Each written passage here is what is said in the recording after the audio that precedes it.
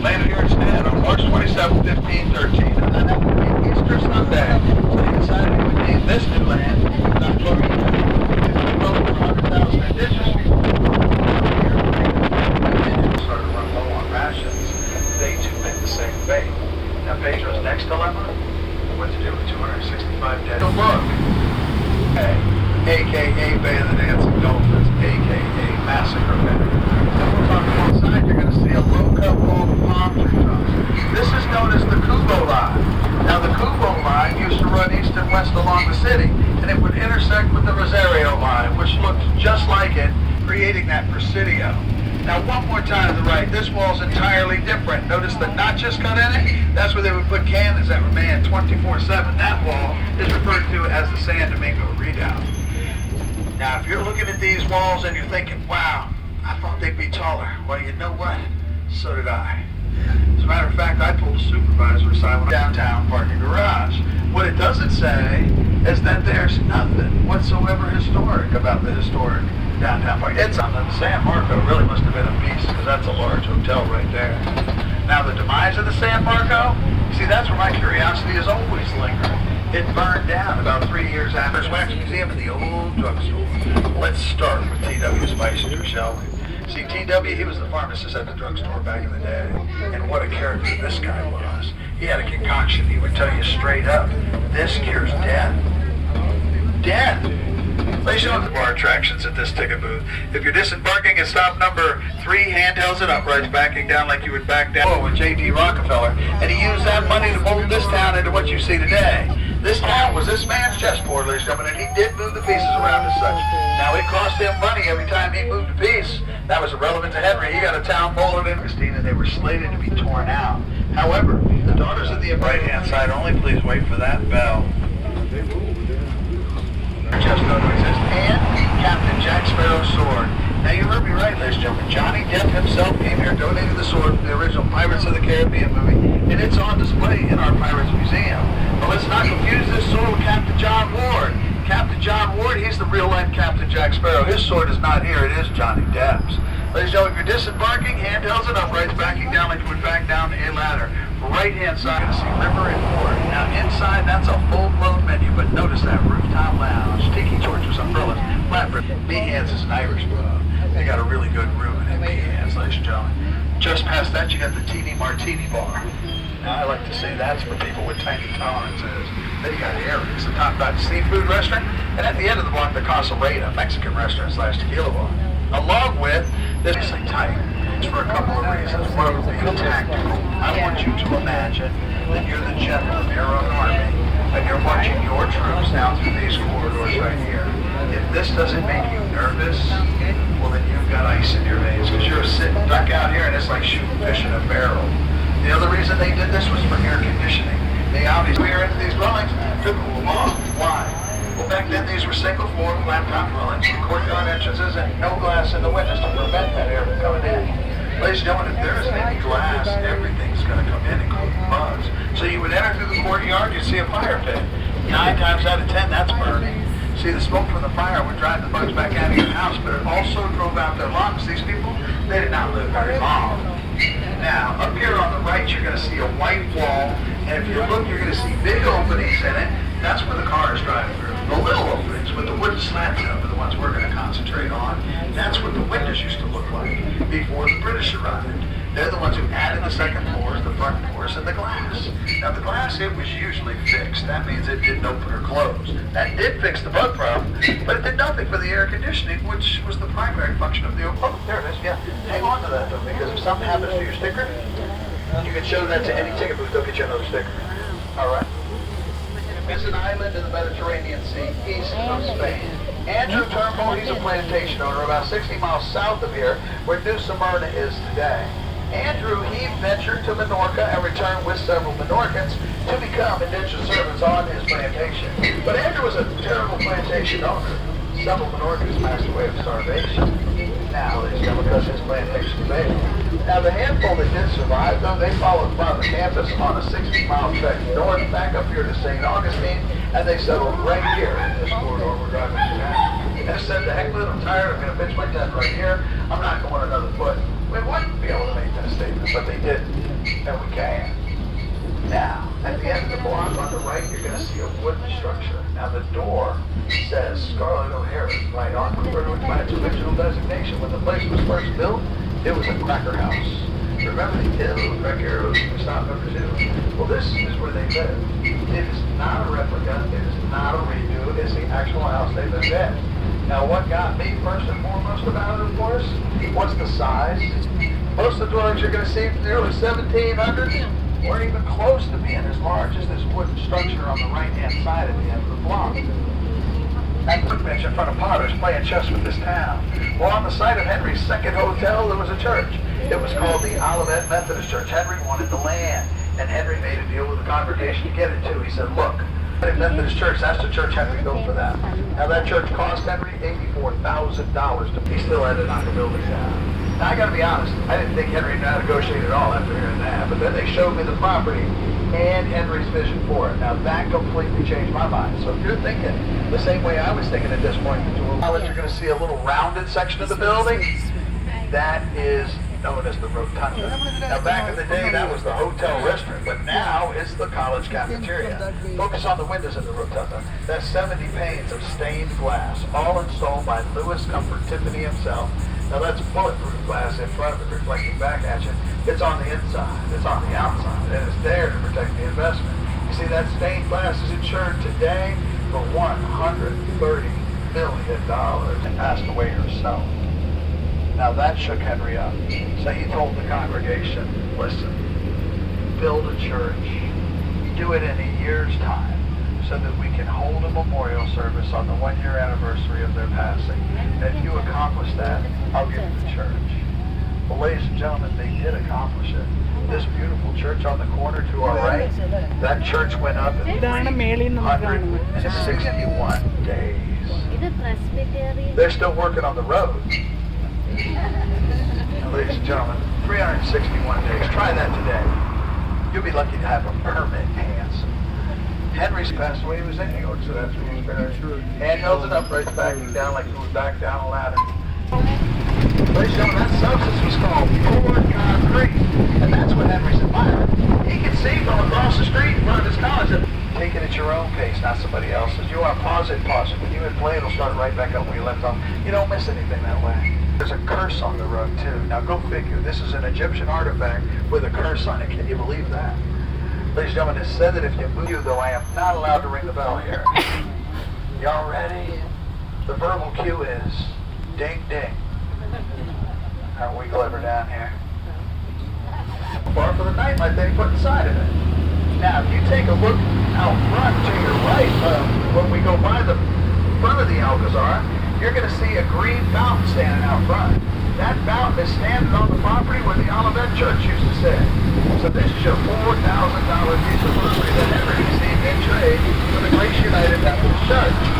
Well, ladies and gentlemen, now that you've seen it, ask yourself, did he make a good deal? You see, in my eyes, absolutely.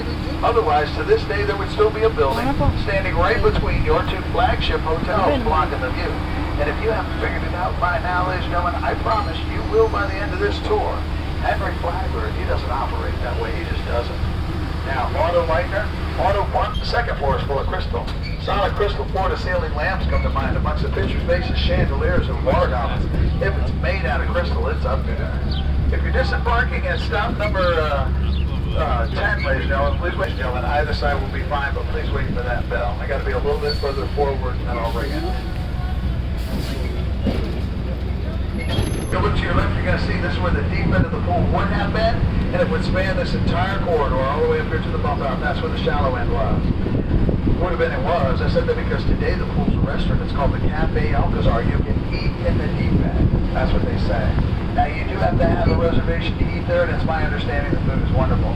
I've not had that opportunity. Inside that museum, you'll see a rap sheet on Dr. Martin Luther King Jr., complete with fingerprints. Also, a grand piano played by Mr. Ray Charles himself at one of the Oddfellows houses down here. Now, the white building with the red trim here to the left, this one belongs to Miss Cora Tyson. Now, Cora, she just turned 103 years old on June 1st of this year, 8 days ago. She used to host Dr. Martin Luther King Jr. when he would come to town. As a matter of fact, he signed her family Bible, also on display in the Civil Rights Museum next door. Now, Cora, she also was very instrumental when we were making the Dr. Martin Luther King wax figure that's now on display, and Cora said, that's the man I knew. The cross street here, ladies and gentlemen, Dr. Martin Luther King Drive. It's one of only two in the United States he actually marched down. The other one is in Atlanta, Georgia. All right, bear with me. This is a quiet zone.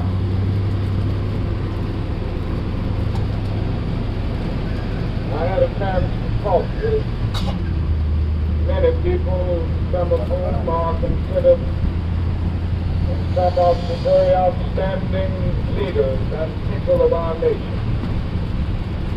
I believe that I was one of them.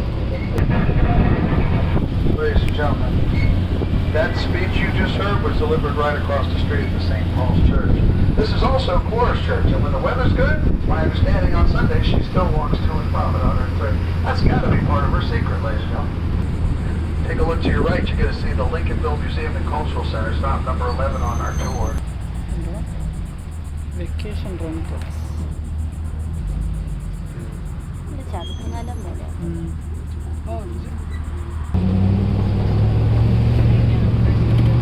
Try to figure out how to get it home yourself. And this was no easy task. These were 300-pound ones. They still make them in the restaurant at the top of the steps to the left. And that's what they put in your drinks.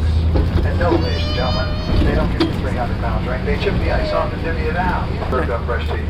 There's only one way to get fresh food in St. Augustine. You got to have your own garden. You got to be willing to. Your job was to make sure that the ladies were comfortable and happy. On their college dorms. So you got to hand it to St. Augustine. They knew where to put the police station, didn't they? Now, prior to being the college dorms or the triplets, those buildings were the home to the railroad. Flagler, father of the snowbirds. Flagler needed a vehicle. He needed a way to get the snowbirds from the north all the way down to the south. The vehicle he chose was the railroad he wanted. That's when he learned about the track. Standard gauge track in the north, narrow gauge track in the south. People were going to have to change trains somewhere along the way. Not on every train it goes somewhere, but not necessarily here. It's lost money. Now, changing the train, that was an expensive endeavor, but it was also genius. Henry now had a captive audience. These people were going to get on one train, they weren't going to get off till they arrived. Henry's getting paid. Problem? The dirt road. So many people complained about King Street back then that Henry actually had it paid. Places like that. So Frankfurt, he's got an order in for that furniture, and he's sitting in his hotel sweating bullets. Why? Because he's got just enough funds to have. This is where the story gets interesting. You see, there's no proof to the end result. I'm going to lay out the facts and let you draw your own conclusions. Fact number one, who told Franklin not to get into the hotel business in the first place? Was Flagler, right? Fact number two, where was all that furniture being made? New York and places like that, right? Fact number three, ladies and gentlemen, who owned the railroad? Oh, Flagler owned the railroad, didn't he? Now, Henry, he didn't let Franklin go out completely. Oh, no, you see, they're good buddies. He bought them out for pennies on the dollar. And before the ink could dry on the contract, guess what showed up on the railroad? All that furniture did, that's right. So there's no proof Henry knew anything about any hijinks on the railroad. And they called it the open-air market.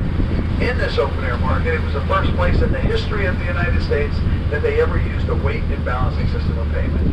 Now, if you don't know what that is, that's okay, ladies and gentlemen, because I had no clue either. I had to ask somebody.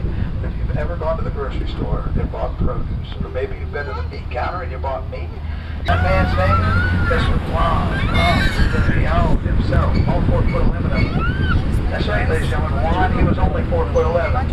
But he did know how to hedge his bets back then. He was well aware that back then you were measured from the heel of your boot to the feather in your cap. So go ahead, take a look at the feather in Juan's cap. You ask me, I'd say it's pretty tall.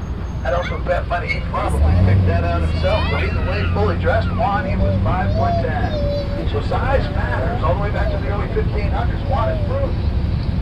Now, we're coming up on stop number 14, the cathedral is there as well.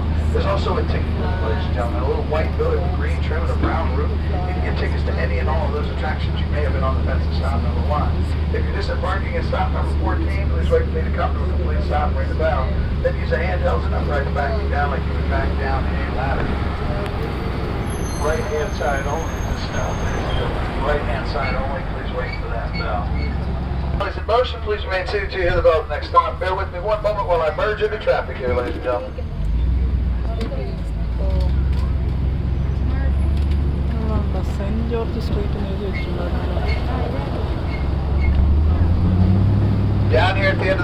your right-hand side, you're going to see a white building with a red roof. That's the original placement of the old jail back in 18. You see the Wild Palms Deli Allen Hotel, flagship hotel. Now, I personally, ladies and gentlemen, if you think Henry was going to leave an old jail right across the street from his flagship hotel, breaking back, and it's closer, so you're just going to get a better view in general. I want you to count 1, 2, 3. The third window in from the end is actually signed by Lewis himself, which is easily seen from a little harder to see from out here. Number 11 on the tour. Now this archway here, this is Alberley Street, peek down, half a block up on the left. Now the Lake Bank building to our right, on the, ladies and gentlemen, on the corner here, that is the original place where the Potters went. All right. My name is Joe Rock. I'll be your tour guide. Please keep your arms and legs inside. No smoking vape or consumption of alcohol. Please keep your conversations to a minimum. Sound the bell means the Charlie's in motion. Please remain seated to use our next stop. As we exit stop number 15, we're headed for 16. Take a look to your left across the bay. You're going to see Anastasia Island. Now on Anastasia Island, you're going to see the St. Augustine Lighthouse. That's the second lighthouse. The first one fell into the sea. So in 1874, they moved it back and rebuilt it. Now, if you're a lighthouse buff or a maritime buff, then that's a tour for you. I'm a fan of both, and I spent a good portion of my day there. Here's what I would tell you to take if you're going to take that tour. So let's not forget your fitbit. See, if you want those pictures, you're going to get your steps in. There's 219 steps up, 219 steps back down, and no elevator. But how cool would it be, though, to have them put in a water slide? Everybody loves that, especially in the summertime. Now, if you're going to take that tour, you want to drive over there. We don't go there, and there's no crosswalks. It's the safest way to get there. Now, we're going to round this corner. If you take a look to your left, you're going to see the St. Francis Bridge. That's the home to the Florida National Guard. And on the right, we're coming up on the Oldest House Museum. Now, I want you to understand something about the Oldest House. This is the oldest house still standing. This town was built in the early 1500s. This house was built in the early 1700s. There's a generation gap there. That's because everybody who ever attacked this town pretty much got the same idea. Let's burn it down, as many of us have said. If you're disembarking at stop number 16, please wait for me to come.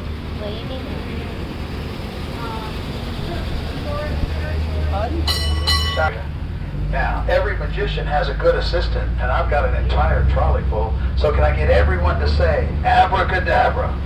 Abracadabra. Ooh, feel that energy? I knew this trick was going to work. But as you know, ladies and gentlemen, most magicians' assistants also get stuck with that not-so-magical part of the trick. They're always getting themselves cut in half or something. You know, I'm not going to dice anybody up today. I just need everybody to collectively take a deep breath and hold it. And if you got chapstick, hey, put it on the sides of the trolley. You can't hurt it. Now, midway down this skinny little alley, you're going to see a pink building with a flat top roof. That's an example of a Spanish dwelling that has been untouched. It still has a courtyard entrance and the fire pit. You can take that tour and learn what it was like to live in one of those dwellings back in the day. Everybody say presto! Presto! Go, ladies and gentlemen. That was my trick. Thank you very much for falling for it. I got y'all to say abracadabra, presto. Across the street from the exit, that's the Chechki House. Now, the Chechki House is an example of a catalog house. Back in the day, we had one of those catalogs in the house, just like this one, across the street would be on those pages. Now, for $3,000, you could purchase that house and they would deliver it to you. For another $3,000, they would come out and build it for you. Come on, that's a good-sized house for $6,000. It only left one question in my mind. A guy from Vermont said he did, a lady from Pennsylvania did, a guy from Jersey did, and a guy from Kentucky said he was paid to cut one in half with a sawzall. Now, ladies and gentlemen, you take a look to the left through the wrought iron bench, you'll see 2 red windows on the bottom floor. Just past the second red window, you'll see a hole in the white wall. If you look to the center of the hole, you'll see a cannonball. That spear poking back is a cannonball, and that's what it looks like when a cannonball impacts coquina and it's in its poorest state. Now I'm going to tell you more about coquina at stop number 17 on the tour, and I'm going to reference that mental picture. Different periods that St. Augustine has gone through. From right to left, you got your first Spanish period, then you got your British period, then you got your second Spanish period. The fourth flag is called Stars and Bars, ladies and gentlemen. It is a Confederate flag, seldom seen flown anywhere in the United States. And of course, you've got a glory on the end. Now, the cannons and the cannonballs that you see on display around town, these things are real. They're not fakes. They're not replicas. Each and every one of them was commissioned at some point in history to protect St. Augustine against any and all attacks. Now, I just think it's cool they got as many of them as they do and that they're in the shape that they're in, because these things really took a beating back in the day. All right, take a look to your right. You see the seawall? Look in front. You see that funny looking thing that looks like a raised sidewalk? That's the original seawall. being the overachievers that we are down here in St. Augustine. One seawall that doesn't work, they're not standing there, ladies and gentlemen, because they took them out to refurbish the seawall, and at the same time, they're going to refurbish Firm and Faithful. They will be back, but it will be 3 years before they return. If you want to know what Firm and Faithful look like, though, you can go to the other end of the bridge. You'll see 2 lions. They wanted to put in a traditional style hotel, but because of this ordinance, they were told no. Now, it didn't stop them from putting in a hotel, but it did make them think outside the box as to how they were going to do it. What they ended up doing was building a series of 3-story houses, connecting them together with a hallway system, and that makes up your hill. Look across the bay to your right, you're going to see Anastasia Island. This is where coquina is harvested from. Now, coquina means tiny shell in Spanish, and literally they're only about so big. But if you mix them with limestone, they make a big, beautiful white building. Let's paint the turrets red. There's one on each corner of the building around the section. Once they did that, you didn't have to be a genius if you were an opposing ship captain to know that you were in enemy waters. You either saw the Spanish flag flying overhead, or you saw the building itself. And the building was representative of one big, massive, menacing flag. But having said that, ladies and gentlemen, there's your hilt right there. Now, having said that, ladies and gentlemen, that didn't deter Sir Francis Drake in the slightest. He attacked the building anyway for 50 days straight. Continuous and horizontal move. What did he do? He was one of those guys who went down and burned it down. Now, ladies and gentlemen, if you're going to be disembarking at stop number 17, please wait for me to come to a complete stop and ring the bell. Then use the handhelds and uprights backing down like you would back down a ladder. Either side is okay at this stop, ladies and gentlemen. Either side will be fine. Wait for that bell. Mr. Warden went all in, he built himself a castle. Now 12 of those kids lived in that castle with he and his wife, all of his daughters, one son. If anyone has a good explanation as to why Mr. Warden would only put in one bathroom for that many people, yeah, I always look in the mirror when I ask that question. I think, go on.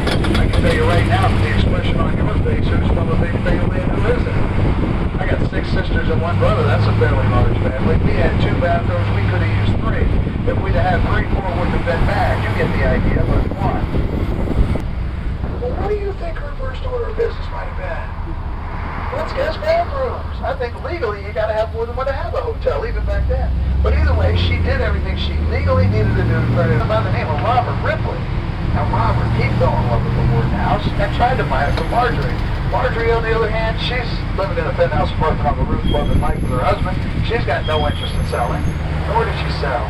But it didn't stop Robert from making an offer every time he came to town, and Robert came quite frequently. It actually became a personal tug of war between Robert and Marjorie, and it wasn't until after both of them passed away that the 2 estates got together and hashed out a deal, and this became your first Ripley's, believe it or not. It's also the home to home, 137 episodes of the Ripley's Believe It or Not television series. And if you take a look to the back of the parking lot on your right, you're going to see a big, beautiful chrome Bronco. Now that Bronco is made out of car bumpers, ladies and gentlemen. Anybody remember metal bumpers? I think the majority of them went from right there in the back of that parking lot. The bell means Charlie's in motion. Please remain seated to the next stop. Ladies and gentlemen, as we exit stop number 18, I'm going to start this next segment by apologizing for my singing voice. You see, it isn't the best, but it is the best way I've found to describe. St. Augustine asked Ripley to move David, and they did. But when they moved David, ladies and gentlemen,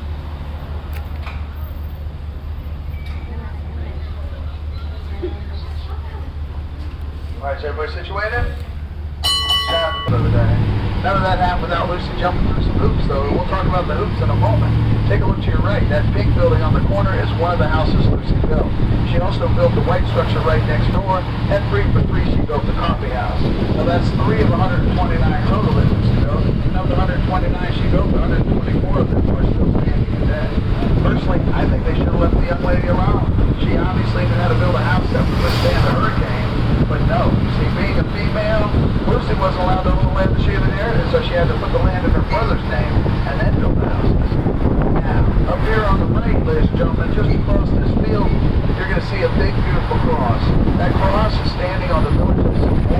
This is what made Menendez first landed when he came to Florida. Over Lopez and first got to Mass. Now, the cross itself is 280 feet tall and 70 tons of stainless steel. The reason they didn't make it any taller, they didn't want to have to put a red light on it for the airport. I work with a guy who says the old mission didn't want to be part of a red light district. if you're looking to have a healthy and fertile child pregnancy, it's said that if you go across the bridge, past the Father Lopez's statue to the Lady of the HA's Monument to say a prayer, that she's got a very good track record with such things. Now I'm here to tell you, ladies and gentlemen, if you're going to be disembarking at stop number 20, please wait for me to come to a complete stop and ring the bell. Then use the handhelds and uprights backing down like you would back down a ladder. Either side is okay at this stop, ladies and gentlemen. Either side will be fine, but please wait for that bell. All right. Sound the bell means the trolley's in motion. Please remain seated till you hear the bell next stop. As we exit stop number 20, we're headed for 21, and this is where the oldest living resident in St. Augustine resides. Now this...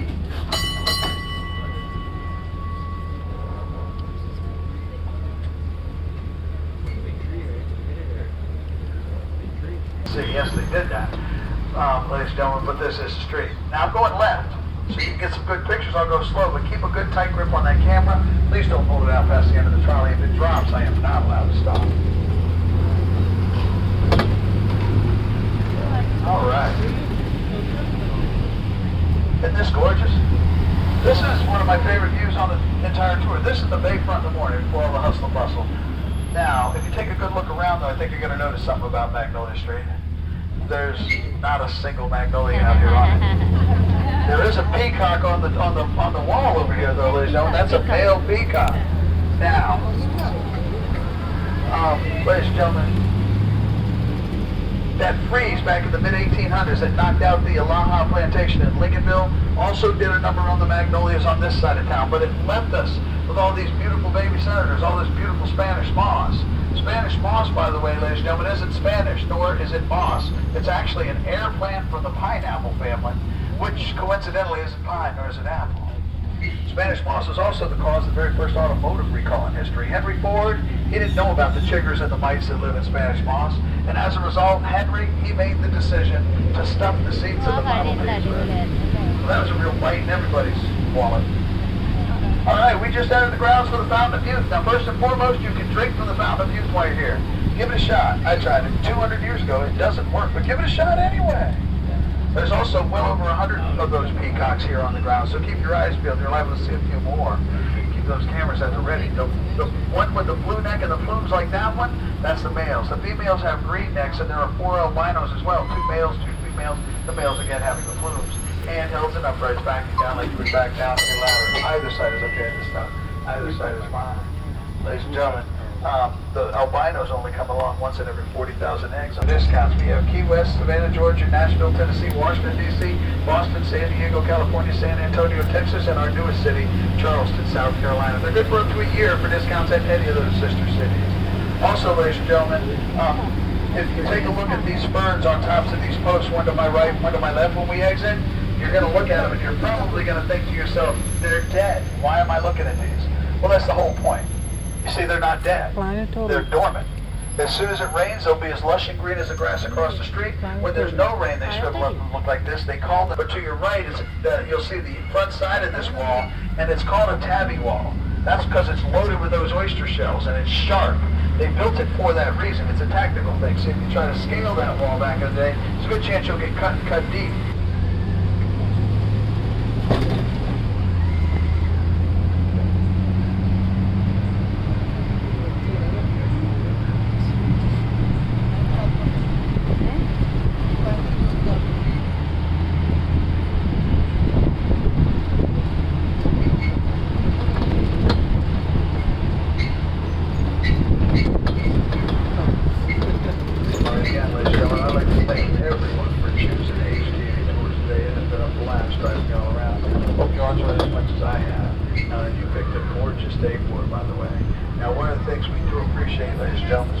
Tips is our comment cards. I got a few of them up here with my name already on them. If you'd like one of those, please stop by and pick it up on the way out. And again, ladies and gentlemen, if you enjoyed this tour, my name is Joe Rock. If you did not enjoy the tour, however, well then, my name is Morty. Now, if you're going to be disembarking at stop number 1, the old jail, please wait for me to come to a complete stop and ring the bell. Then use the handhelds and uprights backing down like you would back down a ladder. Left-hand side.